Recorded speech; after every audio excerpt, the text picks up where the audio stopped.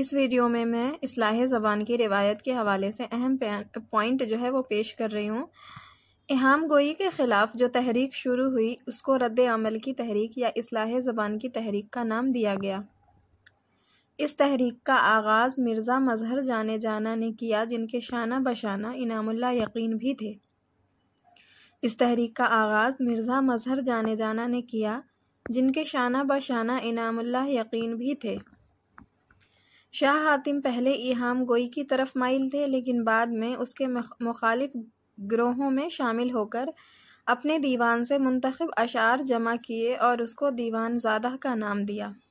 شاہ حاتم پہلے ایہام گوئی کی طرف مائل تھے لیکن بعد میں اس کے مخالف گروہوں میں شامل ہو کر اپنے دیوان سے منتخب اشعار جمع کیے اور اس کو دیوان زادہ کا نام دیا۔ شاہ حاتم نے اصلاح زبان سے متعلق قواعد و ضوابط مرتب کیے۔ شاہ حاتم نے اصلاح زبان سے متعلق قواعد و ضوابط مرتب کیے۔ شاہ حاتم نے ملک بھر میں ایک مرکزی ریختہ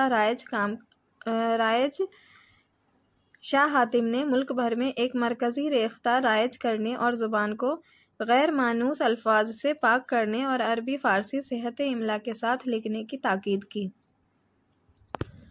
متروک الفاظ اور اس کے متبادل مانوس الفاظ کی فہرست شاہ حاتم نے تیار کی تھی۔ اس تحریک کو مرزا مظہر جانے جانا، انعام اللہ یقین، تاباں، سودا اور درد وغیرہ نے کامیاب بنانے کی بھرپور کوشش کی تھی۔ شاہ حاتم نے ملک بھر میں ایک مرکزی ریختہ رائج کرنے اور زبان کو غیر مانوس الفاظ سے پاک کرنے اور عربی فارسی صحت املا کے ساتھ لکھنے کی تاکید کی۔ متروک الفاظ اور اس کے متبادل مانوس الفاظ کی فہرست شاہ حاتم نے تیار کی تھی۔ اس تحریک کو مرزا مظہر جانے جانا، یقین، تاباں، سودا اور درد وغیرہ نے کامیاب بنانے کی بھرپور کوشش کی۔ اصلاح زبان کے حوالے سے سب سے اہم کام ناسخ نے کیا۔ اصلاح زبان کے حوالے سے سب سے اہم کام جو ہے وہ ناسخ نے کیا ہے۔ غازی الدین حیدر نے ناسخ کو اپنے دربار سے وابستہ کر کے ملک الشعراء کا خطاب دینے کی پیشکش کی تھی جسے ناسخ نے ٹھکرا دیا تھا۔ غازی الدین حیدر نے ناسخ کو اپنے دربار سے وابستہ کر کے ملک الشعراء کا خطاب دینے کی پیشکش کی تھی جسے ناسخ نے ٹھکرا دیا تھا۔ ناسخ کو تنقید نگاروں نے ادبی ڈکٹیٹر کہا ہے۔ ناسخ کو تنقید نگاروں نے ادبی ڈکٹیٹر کہا ہے کیونکہ انہوں نے جو اصطلاحیں تجویز کی تھیں اس پر خود بھی عمل کیا اور اپنے شاگردوں سے بھی عمل کروایا تھا۔ ناسخ نے سب سے پہلے زبان کا نام اردو مستند قرار دیا اور جو باقی نام چلے آ رہے تھے جیسے ہندوی، ریختہ، گجری وغیرہ سب کو متروک قرار دیا۔ ناسخ نے سب سے پہلے زبان کا نام اردو مستند قرار دیا اور جو باقی نام چلے آ رہے تھے جیسے ہندوی، ریختہ، گجری وغیرہ سب کو متروک قرار دیا۔ ناسخ نے فارسی الفاظ کو داخل کیا اور پراکرت کو خارج کیا اور اردو کے صرف و نحو، روز مرہ کے محاورات کو صحیح کیا اور تذکیر و تانیث کے اصول وضع کیے۔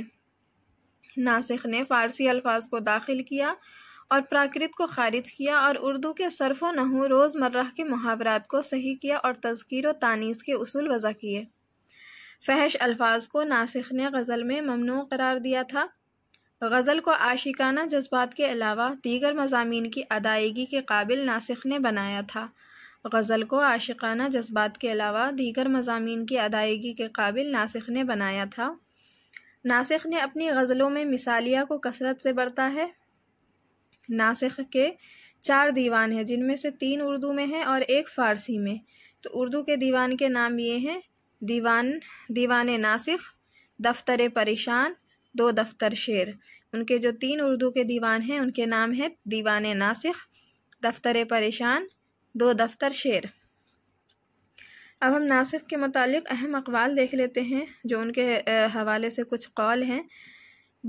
وہ یعنی ناسخ پرانی ناہموار روشوں کے ناسخ ہیں۔ یہ مرزا غالب کا قول ہے کہ وہ یعنی ناسخ پرانی ناہموار روشوں کے ناسخ ہیں۔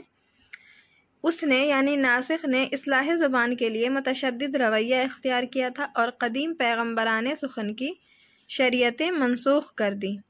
اس نے یعنی ناسخ نے اصلاح زبان کے لیے متشدد رویہ اختیار کیا تھا اور قدیم پیغمبران سخن کی شریعتیں منسوخ کر دی تھیں۔ یہ عبدالسلام ندوی کا قول ہے۔ ولی نے جس اجتہاد کی ابتدا کی تھی اس کا نقطۂ انجام ناسخ ہے، یہ انور سدید کا قول ہے۔ غالب نے ناسخ کو طرز جدید کا موجد ٹھہرایا ہے۔ کلب حسین خان نے ناسخ کو واضح طرز جدید قرار دیا ہے۔ تو ولی نے جس اجتہاد کی ابتدا کی تھی اس کا نقطۂ انجام ناسخ ہے، یہ انور سدید کا قول ہے۔ غالب نے ناسخ کو طرز جدید کا موجد ٹھہرایا ہے اور کلب حسین خان نے ناسخ کو واضح طرز جدید قرار دیا ہے۔